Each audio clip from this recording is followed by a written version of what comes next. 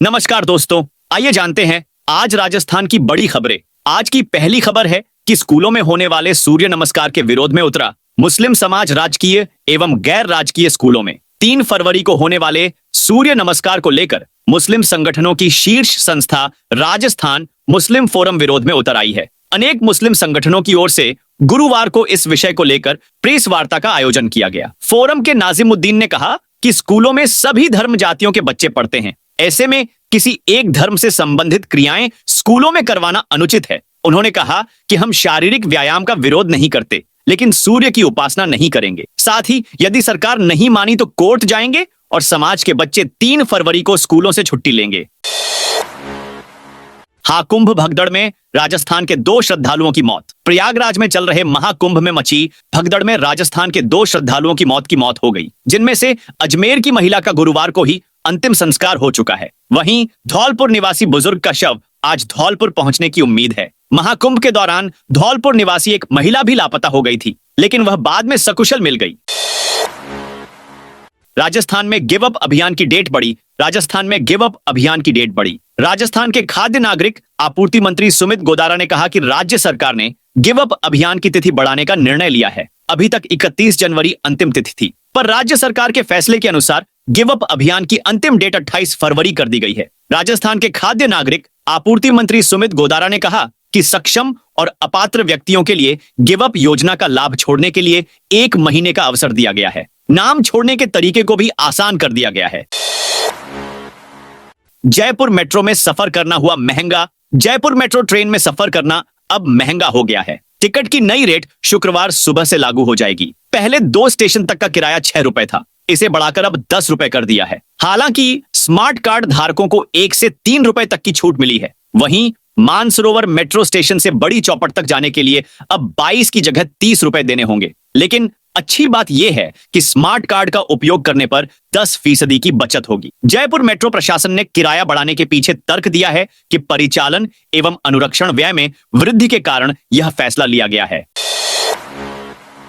खाद्य सुरक्षा योजना में आवेदन के लिए सिर्फ 50 रुपए है शुल्क। राजस्थान के खाद्य नागरिक आपूर्ति मंत्री सुमित गोदारा ने कहा कि ई मित्र पर आवेदन के लिए 50 रुपए का शुल्क रखा गया है। इससे अधिक राशि मांगने या विभाग से जुड़े किसी भी प्रकार के भ्रष्टाचार की शिकायत आमजन हेल्पलाइन नंबर पर कर सकते हैं। मंत्री सुमित गोदारा ने कहा कि सीएम भजन लाल की ओर से प्रारंभ किए गए पोर्टल से खाद्य सुरक्षा अधिनियम से जुड़ने की प्रक्रिया को अधिक पारदर्शी और सुगम बनाया गया है। पोर्टल पर आवेदन स्वयं या ई मित्र के माध्यम से किया जा सकता है। आवेदन स्वीकृत करने की प्रक्रिया में पारदर्शिता सुनिश्चित करने के लिए आवेदन की त्रिस्तरीय जांच की जाएगी। विधानसभा में राज्यपाल बागड़े के अभिभाषण के दौरान विपक्ष का हंगामा। राजस्थान की 16वीं विधानसभा का बजट सत्र शुक्रवार को शुरू होने जा रहा है। इसकी शुरुआत राज्यपाल हरिभाऊ बागड़े के अभिभाषण के साथ होगी। इसके बाद 3 अध्यादेश सदन की मेज पर रखे जाएंगे। इस दौरान विधायकों सांसदों के निधन पर उन्हें श्रद्धांजलि अर्पित की जाएगी। साथ ही भांकरोटा हादसे, महाकुंभ हादसे में मारे गए लोगों को भी श्रद्धांजलि दी जाएगी। इसके बाद 3 फरवरी 5 से 7 फरवरी तक राज्यपाल के अभिभाषण पर बहस होगी। इस बहस पर 7 फरवरी को ही मुख्यमंत्री भजनलाल शर्मा जवाब देंगे। मौसम विभाग ने इन जिलों के लिए दे दिया अलर्ट। प्रदेश में मौसम में अचानक बदलाव आया है। पश्चिमी विक्षोभ के सक्रिय होने से दिन और रात के तापमान में बढ़ोतरी देखी गई है। राज्य के 13 शहरों में दिन का तापमान 28 डिग्री से अधिक और 16 शहरों में रात का पारा 10 डिग्री से अधिक दर्ज किया गया। मौसम विभाग ने 3 और 4 फरवरी का अलर्ट जारी करते हुए पूर्वी राजस्थान में जयपुर, भरतपुर, कोटा, अजमेर और पश्चिमी राजस्थान में बीकानेर, जोधपुर संभाग में बारिश की संभावना जताई है। 2 फरवरी को मौसम शुष्क रहने की संभावना। मौसम विभाग के अनुसार 3 फरवरी को पूर्वी राजस्थान के जयपुर, भरतपुर, कोटा और अजमेर, वहीं पश्चिमी राजस्थान में बीकानेर, जोधपुर में कहीं कहीं बारिश की संभावना है। अगर 4 फरवरी के मौसम की बात करें तो राजस्थान के जयपुर, भरतपुर, कोटा, अजमेर, बीकानेर और जोधपुर में कहीं कहीं बारिश की संभावना है। राजस्थान में पहली बार 4 साल के लिए नई आबकारी नीति जारी। राजस्थान सरकार ने नई आबकारी नीति जारी कर दी है। पहली बार एक साथ 4 साल के लिए नीति जारी की गई है, जिसमें हर वर्ष गारंटी राशि 10% बढ़ाने का प्रावधान है। दुकानों की संख्या 7,665 यथावत रखी है। लेकिन सरकार इस क्षेत्र में अधिक लोगों को रोजगार देने के बजाय छोटे छोटे ठेकेदारों की पुरानी व्यवस्था को फिर लाएगी। होटल बार संचालकों को बड़ी राहत देते हुए न्यूनतम कमरों की संख्या 20 से घटाकर 10 कर दी गई है। अब एयरपोर्ट पर भी बार खोला जा सकेगा। नीति में मौजूदा दुकान संचालकों को एक बार फिर नवीनीकरण का अवसर दिया है। वहीं शेष रही दुकानों की समूहवार नीलामी ईबिड के माध्यम से की जाएगी। राजस्थान आबकारी एवं मद्य संयम नीति 1 अप्रैल 2025 से 1 अप्रैल 2025 से 31 मार्च 2029 तक लागू रहेगी। इस एमएलए को मिली विधानसभा परिसर में एंट्री की परमिशन। राजस्थान विधानसभा का बजट सत्र शुरू होने से पहले कांग्रेस के लिए अच्छी खबर सामने आई है। कांग्रेस विधायक मुकेश भाकर को विधानसभा परिसर में एंट्री की परमिशन मिल गई है। ऐसे में माना जा रहा है कि विधानसभा में फिर भाकर की आवाज गूंज सकती है। दरअसल पिछले सत्र में 6 महीने के लिए निलंबित किए गए कांग्रेस विधायक मुकेश भाकर ने विधानसभा अध्यक्ष वासुदेव देवनानी से टीकाराम जूली के साथ मुलाकात की। इस दौरान लाडनू से कांग्रेस विधायक मुकेश भाकर का निलंबन खत्म करने पर सहमति बनी। भाकर कांग्रेस विधायक दल की बैठक में शामिल हुए थे। महाकुंभ के लिए भरतपुर से होकर गुजरेगी 2 जोड़ी स्पेशल ट्रेन। रेलवे प्रशासन की ओर से प्रयागराज महाकुंभ के लिए जयपुर धनबाद व अजमेर धनबाद के बीच स्पेशल ट्रेन का संचालन होगा। फरवरी महीने में यह ट्रेन कोटा मंडल के भरतपुर स्टेशन से होकर गुजरेगी। ये ट्रेनें दोनों दिशाओं में एक एक ट्रिप करेगी। डब्बोक एयरपोर्ट पर पर्यटक सूचना केंद्र बनाने की तैयारी। लेक सिटी आने वाले देशी विदेशी पर्यटकों की सुविधा के लिए डबायक एयरपोर्ट पर पर्यटक सूचना केंद्र तैयार किया जाएगा। इसके लिए पर्यटन विभाग ने एयरपोर्ट प्रशासन का पत्र लिखा है। जगह आवंटन की प्रक्रिया भी शुरू कर दी गई है। प्रस्ताव के अनुसार विभाग एयरपोर्ट पर 11 वर्ग मीटर एरिया में आगमन कक्ष तैयार करेगा। यहां बनने वाले पर्यटक सूचना केंद्र पर अधिकारियों की तैनाती मुख्यालय स्तर से आएगी। इस केंद्र में पर्यटन साहित्यकाय भी रखा जाएगा, जिससे पर्यटक यहां की कला, संस्कृति, इतिहास, पर्यटन स्थल, खान पान आदि के बारे में जान सकें।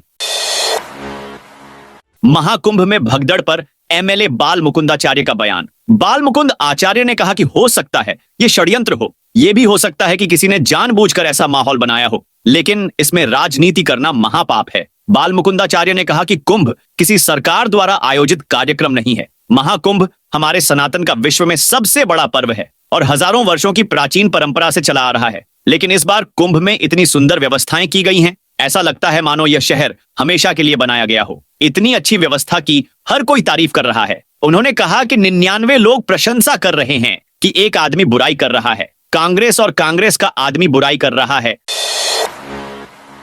दिल्ली में प्रचार के लिए अलवर से जाएंगे। बीजेपी के नेता दिल्ली विधानसभा चुनाव फतह करने के लिए भाजपा पूरी ताकत लगा रही है। हर दृष्टि से माहौल अपने अनुकूल किया जा रहा है। यही माहौल बनाने के लिए अलवर से भी कई नेताओं को दिल्ली चुनाव के लिए लगाया गया है, जो 31 जनवरी व 1 फरवरी को दिल्ली पहुंचेंगे। दिल्ली चुनाव में अलवर सांसद एवं केंद्रीय वन मंत्री भूपेंद्र यादव महत्वपूर्ण भूमिका अदा कर रहे हैं। इसी कड़ी में यहां से कई नेताओं को दिल्ली बुलाया गया है। अलवर उत्तर के जिलाध्यक्ष महासिंह चौधरी व दक्षिण जिलाध्यक्ष अशोक गुप्ता को लगाया गया है।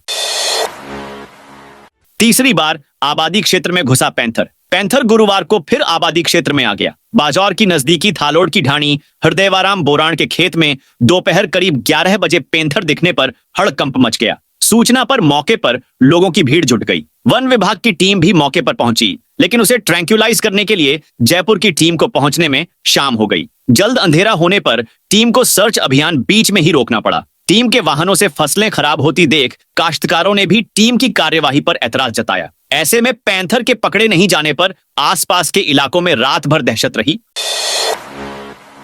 मंत्री दिलावर के आदेश। पंचायती राज मंत्री मदन दिलावर ने कहा कि गांवों को वास्तविक रूप से स्वच्छ बनाना है। उन्होंने हर ग्राम पंचायत की साफ सफाई प्रतिदिन करवाने और अधिकारियों को महीने के 4 दिन गांवों में रात्रि विश्राम के निर्देश दिए। उन्होंने कहा कि अधिकारी शाम 6 बजे से प्रातः 6 बजे तक गांवों में रहकर साफ सफाई से लेकर हर व्यवस्था का जायजा लेंगे।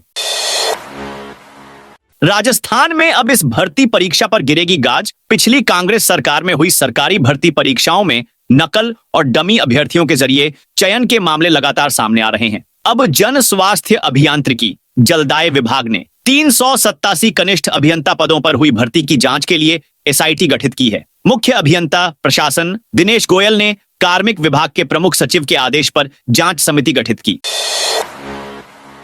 जयपुर हेरिटेज नगर निगम की मनमानी। जयपुर हेरिटेज नगर निगम की मनमानी। हेरिटेज नगर निगम की राजस्व शाखा ने पार्किंग में सहूलियत देने के नाम आफत खड़ी करने की तैयारी कर ली है। राजस्व शाखा के अधिकारियों की मनमानी के कारण जौहरी बाजार में आने वाले ग्राहकों को पार्किंग में गाड़ी लगाना महंगा पड़ने वाला है। दरअसल निगम ने जो टेंडर किया है उसमें 4 पहिया वाहन का शुल्क 2 घंटे तक 50 रुपए और उसके बाद हर घंटे 100 रुपए निर्धारित किया है। इस तरह की नियम और शर्तें हेरिटेज निगम की किसी भी पार्किंग में नहीं है।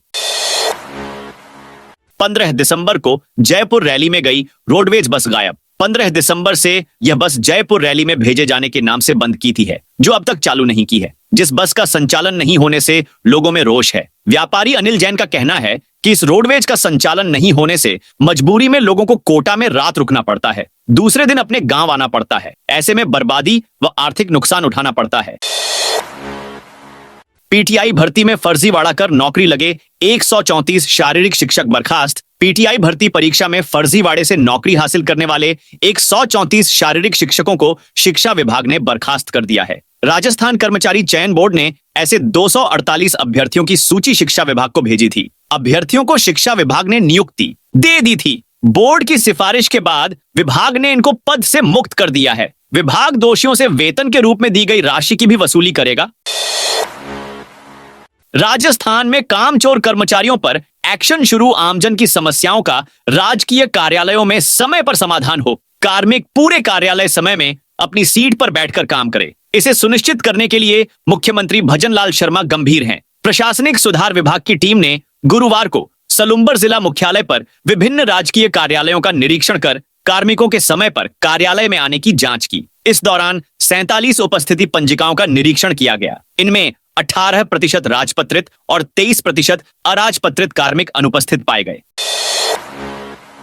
कोर्ट ने सुनाई सजा 2 साल तक सरकारी अस्पताल में करनी होगी साफ सफाई। झुंझुनू के बाल न्यायालय ने विधि से संघर्षरत 2 बालकों को 2 साल तक अस्पताल में साफ सफाई का कार्य करने का आदेश दिया है। इसके साथ ही न्यायालय ने दोनों पर 10-10 हजार रुपए का जुर्माना भी लगाया है। सेशन न्यायाधीश दीपा गुर्जर ने बालक ए और पी को हिंसा करने और कैंपर गाड़ी से टक्कर मारकर वैन को क्षतिग्रस्त करने के मामले में यह निर्णय सुनाया। न्यायालय ने दोनों बालकों को आदेश दिया कि वे अगले 2 वर्षों तक राजकीय चिकित्सालय के वार्ड, किचन और अन्य स्थानों पर अवैतनिक साफ सफाई का कार्य करेंगे।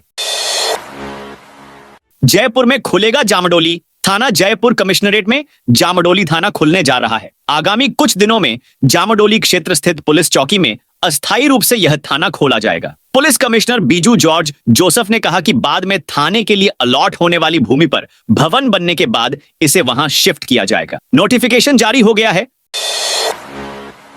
10 कमरों के होटल में भी खुल सकेगा बार। राजस्थान सरकार ने नई आबकारी पॉलिसी जारी की है। इस पॉलिसी में सरकार ने होटल बार के नियमों में राहत दी है। नई पॉलिसी के तहत अब होटल बार खोलने के लिए 20 कमरों के बजाय 10 कमरों की जरूरत होगी। वहीं बार के लिए लाइसेंस लेना भी आसान होगा। आवेदन ऑनलाइन करने के बाद वह ऑटो अप्रूव होगा। इसके साथ ही पुरानी नीति के तहत बल्क में दुकानें भी देने का प्रावधान नई पॉलिसी में रखा है। नई पॉलिसी के नियम मार्च 2029 तक के लिए लागू किए गए हैं।